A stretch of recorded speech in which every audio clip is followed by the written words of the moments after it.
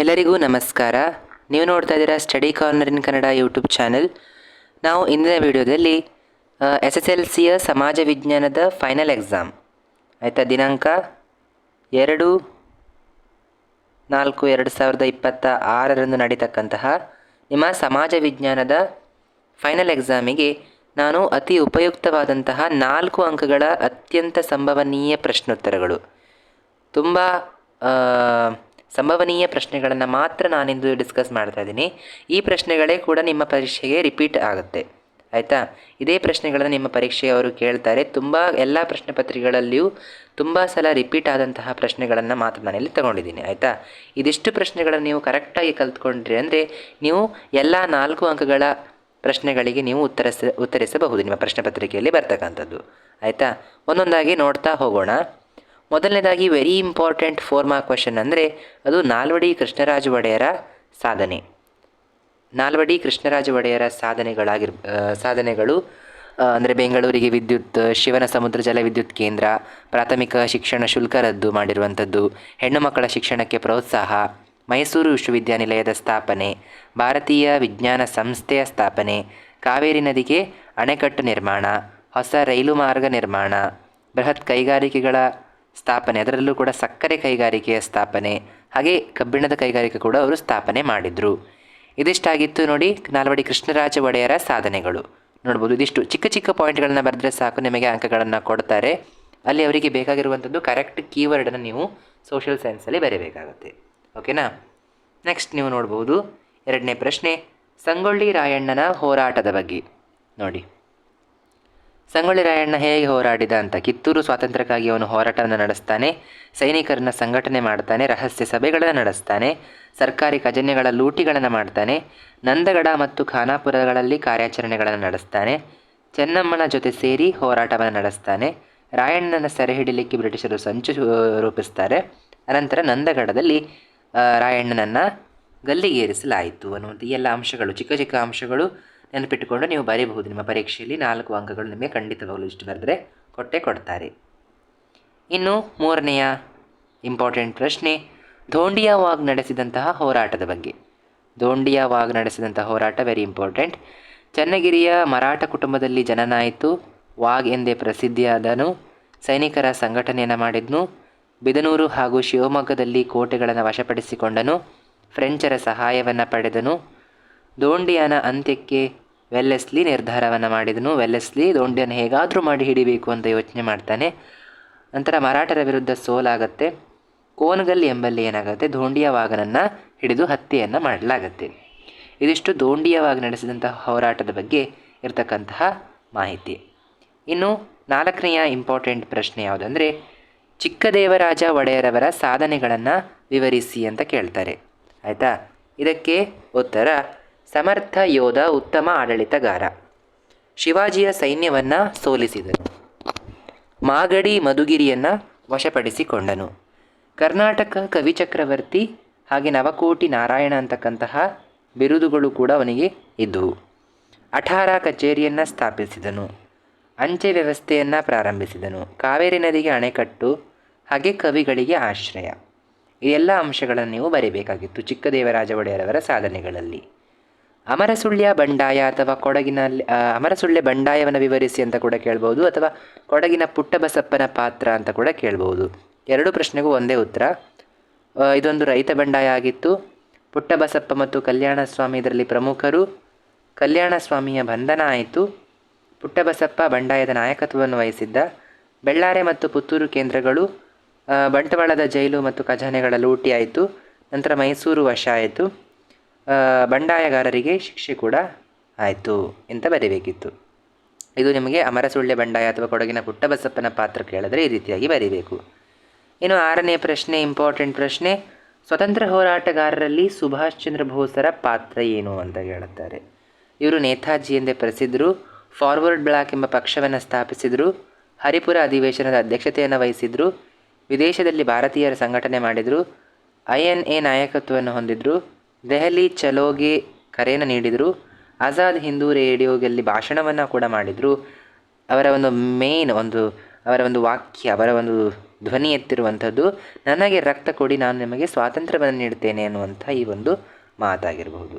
ಇದೆಲ್ಲವೂ ಕೂಡ ಏನಾಗಿದೆ, ಸುಭಾಷ್ ಚಂದ್ರ ಬೋಸರ ಸ್ವಾತಂತ್ರ್ಯ ಹೋರಾಟದಲ್ಲಿ ಅವರ ಕೊಡುಗೆಯನ್ನು ಕೊಟ್ಟಿದ್ದಾರೆ ಅಂತ ಕೇಳಿದರೆ ಈ ಎಲ್ಲ ಅಂಶಗಳನ್ನು ನೀವು ಬರಿಬೇಕು. ಇನ್ನು ನೆಕ್ಸ್ಟ್ 7ನೇ ಪ್ರಶ್ನೆ, ತೀವ್ರವಾದಿಗಳು ಅಥವಾ ಬಾಲಗಂಗಾಧರ ತಿಲಕರ ಪಾತ್ರ. ತೀವ್ರವಾದಿಗಳ ಪಾತ್ರ ಕೇಳಿದರೂ ಇದೇ ಆನ್ಸರ್, ಬಾಲಗಂಗಾಧರ ತಿಲಕರ ಪಾತ್ರ ಕೇಳಿದರೂ ಕೂಡ ಇದೇ ಉತ್ತರವನ್ನು ಬರಿಬಹುದು. ಏನಂತ ಬರಿತೀರಿ? ತೀವ್ರವಾದಿ ನಾಯಕನೆಂದೇ ಪ್ರಸಿದ್ಧಿಯಾಗಿದ್ದಾರೆ, ಮತ್ತು ಲಾಲ್ ಬಾಲ್ ಪಾಲ್ ಇವರಲ್ಲಿ ಪ್ರಮುಖರು. ಬಂಗಾಳ ವಿಭಜನೆಗೆ ಇವರು ವಿರೋಧನ ವ್ಯಕ್ತಪಡಿಸಿದರು, ಸ್ವದೇಶಿ ಚಳುವಳಿಯನ್ನು ಮಾಡಿದರು, ಗಣೇಶ ಮತ್ತು ಶಿವಾಜಿ ಉತ್ಸವವನ್ನು ಕೈಗೊಂಡರು, ಕೇಸರಿ ಮತ್ತು ಮರಾಠ ಪತ್ರಿಕೆಗಳನ್ನು ಹೊರತಂದರು, ಸ್ವರಾಜ್ಯ ನನ್ನ ಜನ್ಮಸಿದ್ಧ ಹಕ್ಕು, ಅದನ್ನು ನಾನು ಪಡೆದೇ ತೀರುತ್ತೇನೆ ಎಂಬಂಥದ್ದು ಇವರ ಒಂದು ಘೋಷವಾಕ್ಯ. ರಾಷ್ಟ್ರೀಯ ಶಿಕ್ಷಣಕ್ಕೆ ಏನು ಮಾಡಿದ್ರು, ಇವರು ಪ್ರೋತ್ಸಾಹವನ್ನು ನೀಡ್ತಾರೆ. ನೆಕ್ಸ್ಟ್ ಇಂಪಾರ್ಟೆಂಟ್ ಪ್ರಶ್ನೆ 8ನೇ ಪ್ರಶ್ನೆ, ಸ್ವಾತಂತ್ರ್ಯ ಹೋರಾಟದಲ್ಲಿ ಮಂದಗಾಮಿಗಳ ಪಾತ್ರ. ಬ್ರಿಟಿಷ್ ಆಡಳಿತದಲ್ಲಿ ನಂಬಿಕೆ, ಪ್ರಾರ್ಥನೆ, ಮನವಿ ಮತ್ತು ಬೇಡಿಕೆಯನ್ನು ಮಾಡ್ತಾರೆ. ಜನರಲ್ಲಿ ರಾಜಕೀಯ ಜಾಗೃತಿಯನ್ನು ಮೂಡಿಸ್ತಾರೆ. ದಾದಾಬಾಯಿ ನವರೋಜಿ ಮತ್ತು ಗೋಖಲೆ ಅದರಲ್ಲಿ ಪ್ರಮುಖರಾಗಿದ್ದರು. ಕೈಗಾರಿಕೆಗಳ ಅಭಿವೃದ್ಧಿ, ಸೈನಿಕ ವೆಚ್ಚ ಕಡಿಮೆ ಮಾಡುವಂಥದ್ದು, ಉತ್ತಮ ಶಿಕ್ಷಣ ಹಾಗೂ ಬಡತನ ಪರಿಹಾರಕ್ಕೆ ಸುಮಾರು ಯೋಜನೆಗಳನ್ನು ರೂಪಿಸಿದರು. ನೆಕ್ಸ್ಟ್ 9ನೇ ಪ್ರಶ್ನೆ, ಜವಾಹರ್ಲಾಲ್ ನೆಹರೂರವರ ಕೊಡುಗೆ ಸ್ವತಂತ್ರ ಹೋರಾಟದಲ್ಲಿ. ಭಾರತದ ಪ್ರಥಮ ಪ್ರಧಾನಮಂತ್ರಿ, ನವಭಾರತದ ಶಿಲ್ಪಿ, ವಿದೇಶಾಂಗ ನೀತಿಯ ಶಿಲ್ಪಿ, ಅಲಿಪ್ತ ನೀತಿ, ಪಂಚವಾರ್ಷಿಕ ಯೋಜನೆ, ಭಾಷಾವಾರು ರಾಜ್ಯ ರಚನೆ, ಬೃಹತ್ ಕೈಗಾರಿಕೆಗಳಿಗೆ ಒತ್ತು, ದೇಶೀಯ ಸಂಸ್ಥಾನಗಳ ವಿಲೀನ. ಈ ಎಲ್ಲ ಅಂಶಗಳನ್ನು ನೀವು ಬರಿಬೇಕಾಗತ್ತೆ. 10ನೆಯ ಪ್ರಶ್ನೆ, ಇಂಪಾರ್ಟೆಂಟ್ ಪ್ರಶ್ನೆ, ಡಾಕ್ಟರ್ BR ಅಂಬೇಡ್ಕರ್ ಅವರ ಪಾತ್ರವನ್ನು ವಿವರಿಸಿ. ಸ್ವಾತಂತ್ರ್ಯ ಹೋರಾಟದಲ್ಲಿ ಏನಾಗಿದ್ದಾರೆ ಇವರು? ಸಂವಿಧಾನ ಶಿಲ್ಪಿ, ಕಾನೂನು ಮಂತ್ರಿ, ಜಾತಿ ಪದ್ಧತಿಗೆ ವಿರೋಧವನ್ನು ವ್ಯಕ್ತಪಡಿಸಿದರು, ಮಹಾಮಂದ್ ಮತ್ತು ಕಾರಾರಾಮ್ ಚಳುವಳಿಯನ್ನು ಮಾಡಿದರು, ಜನತಾ ಮೂಕನಾಯಕ ಪತ್ರಿಕೆಯನ್ನು ಮಾಡಿದರು, ಸಂವಿಧಾನ ಕರಡು ಸಮಿತಿ ಅಧ್ಯಕ್ಷರು ಕೂಡ ಆಗಿದ್ದರು, ಸ್ವತಂತ್ರ ಕಾರ್ಮಿಕ ಪಕ್ಷವನ್ನು ಸ್ಥಾಪಿಸಿದರು, ಭಾರತ ರತ್ನ ಪ್ರಶಸ್ತಿ ಕೂಡ ಇವರಿಗೆ ಲಭಿಸಿದೆ ಅಂತಕ್ಕಂಥ ಅಂಶಗಳನ್ನೆಲ್ಲ ಬರೆದ್ರೆ ಆಯಿತು. ಇದು ಡಾಕ್ಟರ್ ಅಂಬೇಡ್ಕರ್ ಅವರ ಪಾತ್ರ. ಇನ್ನು 11ನೆಯ ಪ್ರಶ್ನೆ ನೋಡಿ, ಇದು ವೆರಿ ವೆರಿ ಇಂಪಾರ್ಟೆಂಟ್ ನೋಡಿ. ಸಾಮಾಜಿಕ ಧಾರ್ಮಿಕ ಸುಧಾರಣೆಯಲ್ಲಿ ನೋಡಿ, ಬ್ರಹ್ಮ ಸಮಾಜ, ಆರ್ಯ ಸಮಾಜ, ಪ್ರಾರ್ಥನಾ ಸಮಾಜ, ಸತ್ಯಶೋಧಕ ಸಮಾಜ, ಇದರಲ್ಲಿ ಯಾವುದರದ್ದೇ ಆದರೂ ನಿಮಗೆ ಧಾರ್ಮಿಕ ಸುಧಾರಣೆಯಲ್ಲಿ ಅವರ ಪಾತ್ರವನ್ನು ಕೇಳಿದರೆ ನೀವು ಈಸಿಯಾಗಿ ಆನ್ಸರನ್ನು ಬರಿಬಹುದು. ನೋಡಿ, ಯಾವುದೇ ನೋಡಿ ಇದು ಆಗಿರ್ಬೋದು, ರಾಮಕೃಷ್ಣ ಮಿಷನಿನ ಪಾತ್ರ ಕೇಳ್ಬೋದು, ಆ್ಯನಿ ಬೆಸೆಂಟ್, ನಾರಾಯಣ ಗುರು ಅವರ ಪಾತ್ರ, ತುಂಬ ವೆರಿ ವೆರಿ ಈಸಿ. ಇದರಲ್ಲಿ ಎಲ್ಲದರಲ್ಲೂ ಸಾಮಾನ್ಯವಾಗಿರ್ತಕ್ಕಂತಹ ಅಂಶಗಳನ್ನು ನೀವು ಬರೆದ್ರೆ ತುಂಬ ಈಸಿಯಾಗಿ ನಿಮಗೆ ಮಾರ್ಕ್ಗಳನ್ನು ಕೊಡ್ತಾರೆ. ನೋಡಿ, ಜಾತಿ ಪದ್ಧತಿಗೆ ವಿರೋಧ ಆಗಿರ್ಬೋದು, ಮೂಢನಂಬಿಕೆಗೆ ವಿರೋಧ ಆಗಿರಬಹುದು, ಅರ್ಥಹೀನ ಆಚರಣೆಗಳ ವಿರೋಧ ಆಗಿರಬಹುದು, ಬಾಲ್ಯ ವಿವಾಹಕ್ಕೆ ವಿರೋಧ ಆಗಿರಬಹುದು, ವಿಧವಾ ವಿವಾಹಕ್ಕೆ ವಿರೋಧ ಆಗಿರ್ಬೋದು, ಸ್ತ್ರೀ ಶಿಕ್ಷಣಕ್ಕೆ ಪ್ರೋತ್ಸಾಹ, ಸ್ತ್ರೀ ಸಮಾನತೆಗೆ ಪ್ರೋತ್ಸಾಹ, ಹಾಗೆ ಆಧುನಿಕ ಶಿಕ್ಷಣಕ್ಕೆ ಪ್ರೋತ್ಸಾಹ, ಇದೆಲ್ಲವೂ ಕಾಮನ್ ಪಾಯಿಂಟ್ ಆಗಿರ್ತವೆ. ಇದನ್ನು ನೀವು ಖಂಡಿತವಾಗಲೂ ಬರಿಬಹುದು. ನಿಮಗೆ ಈ ಪಾಠದಿಂದ ಯಾವುದೇ ಈ ಸಾಮಾಜಿಕ ಮತ್ತು ಧಾರ್ಮಿಕ ಸುಧಾರಣಾ ಚಳವಳಿಯಲ್ಲಿ ಯಾವುದೇ ಪ್ರಶ್ನೆ ಕೇಳಿದರೂ ಕೂಡ 4 ಅಂಕಗಳಿಗೆ ನೀವು ಇಷ್ಟು ಉತ್ತರವನ್ನು ಬರೀಬಹುದು. ಎಲ್ಲದರಲ್ಲಿರ್ತಕ್ಕಂತಹ ಕಾಮನ್ ಅಂಶಗಳನ್ನು ತೆಗೆದು ಇದನ್ನು ರಚಿಸಲಾಗಿದೆ. ಇನ್ನು ನೆಕ್ಸ್ಟ್ ಇದೊಂದು ಬರುತ್ತೆ, ಯಾವುದು? ಲಿಂಗತ್ವ ಸಮಾನತೆ ಮತ್ತು ಮಹಿಳೆಯರಲ್ಲಿ ಸ್ಥಾನಮಾನ ಸುಧಾರಣೆಗೆ ಸರ್ಕಾರ ಕೈಗೊಂಡಿರ್ತಕ್ಕಂತಹ ಕ್ರಮಗಳು ಯಾವ್ಯಾವುದು ಅಂತ ಕೇಳ್ತಾರೆ. ಇದಕ್ಕೆ ನೀವು ಬರೀಬೇಕು, ಮಹಿಳಾ ಶಿಕ್ಷಣಕ್ಕೆ ಪ್ರೋತ್ಸಾಹ, ಉದ್ಯೋಗದಲ್ಲಿ ಮೀಸಲಾತಿ, ರಾಜಕೀಯ ಮೀಸಲಾತಿ, ಸ್ತ್ರೀ ಶಕ್ತಿ, ಮಹಿಳಾ ಸ್ವಸಹಾಯ ಸಂಘ, ಮಹಿಳಾ ಸಹಾಯವಾಣಿ ಇದೆ ಯಾವುದು 1091, ಪೋಕ್ಸೋ ಕಾಯ್ದೆ, ಹಾಗೆ ಮಹಿಳಾ ಆರೋಗ್ಯ ಆಯೋಗದ ಸ್ಥಾಪನೆ ಮತ್ತು ಮಹಿಳಾ ಮತ್ತು ಮಕ್ಕಳ ಕಲ್ಯಾಣ ಅಭಿವೃದ್ಧಿ ಸಚಿವಾಲಯವನ್ನು ಸ್ಥಾಪಿಸಿರುವಂಥದ್ದು. ಇನ್ನು 13ನೇ ಪ್ರಶ್ನೆ, ಲಿಂಗತ್ವ ಅಲ್ಪಸಂಖ್ಯಾತರ ಅಭಿವೃದ್ಧಿಗೆ ಸರ್ಕಾರ ಕೈಗೊಂಡಿರ್ತಕ್ಕಂತಹ ಕ್ರಮಗಳು ಯಾವುದು ಅಂತ ಕೇಳ್ತಾರೆ.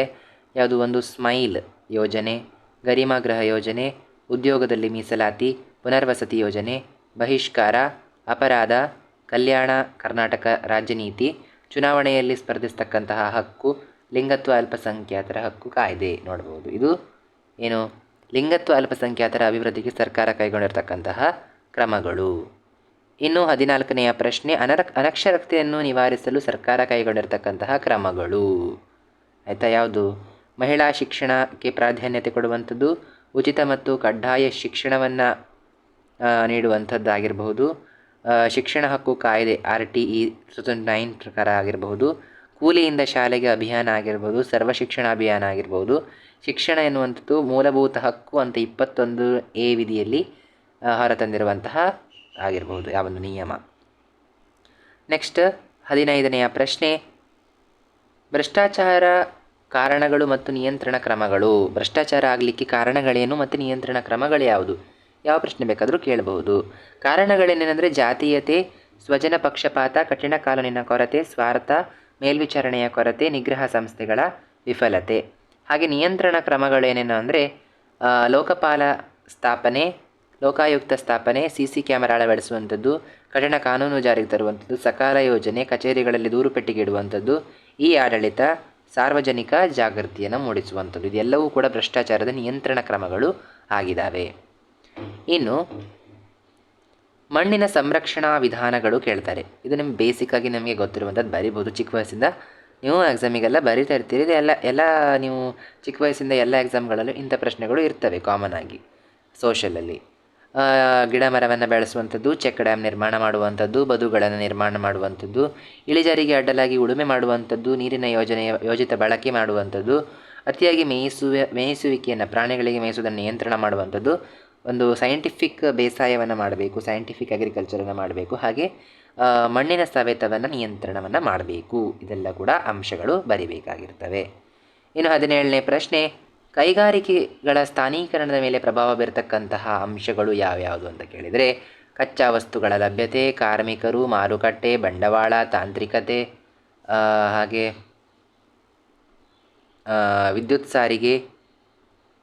ವಿದ್ಯುತ್ ಸಾರಿಗೆ ಸಂಪರ್ಕ, ಸೂಕ್ತ ವಾಯುಗುಣ. ಇದಿಷ್ಟಾಗಿತ್ತು 4 ಅಂಕದ ಅತೀ ಮುಖ್ಯವಾಗಿರತಕ್ಕಂತಹ ಪ್ರಶ್ನೆಗಳು. ನಾನು ಈ ಒಂದು ವಿಡಿಯೋದಲ್ಲಿ ನಿಮಗೆ 4 ಮಾರ್ಕ್ಸಿನ ಎಲ್ಲ ಇಂಪಾರ್ಟೆಂಟ್ ಸಂಭವನೀಯ ಪ್ರಶ್ನೆಗಳನ್ನು ನೀಡಿದ್ದೇನೆ.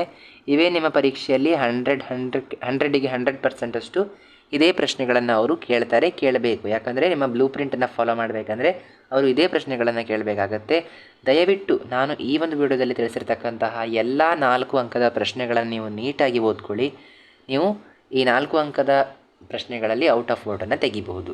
ಎಲ್ಲ ಕ್ವಶನಿಗೂ ನೀವು ಉತ್ತರವನ್ನು ಬರಿಬಹುದು. ನೀವು ಕಡಿಮೆ ಸಮಯದಲ್ಲಿ ಇಂತಹ ಸುಲಭ ಟ್ರಿಕ್ಗಳನ್ನು ಯೂಸ್ ಮಾಡಿ ಸುಲಭ ಅಂಶಗಳು, ಚಿಕ್ಕ ಪಾಯಿಂಟ್ಗಳನ್ನು ನೆನಪಿಟ್ಕೊಂಡು ನೀವು ಇದನ್ನು ಬರಿಬಹುದು.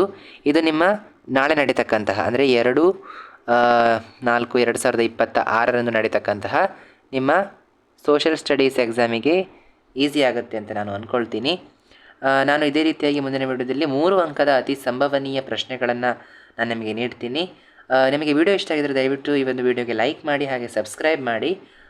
ತಪ್ಪದೇ ಈ ಒಂದು ವಿಡಿಯೋನ ಲೈಕ್ ಮಾಡಿ ಅಂತ ಹೇಳ್ತಾ ಸಿಗೋಣ ಮುಂದಿನ ವಿಡಿಯೋದಲ್ಲಿ. ಅಲ್ಲಿಯವರೆಗೆ ಧನ್ಯವಾದಗಳು. All the best for your exams. ಚೆನ್ನಾಗಿ ಪರೀಕ್ಷೆನ ಬರೀರಿ.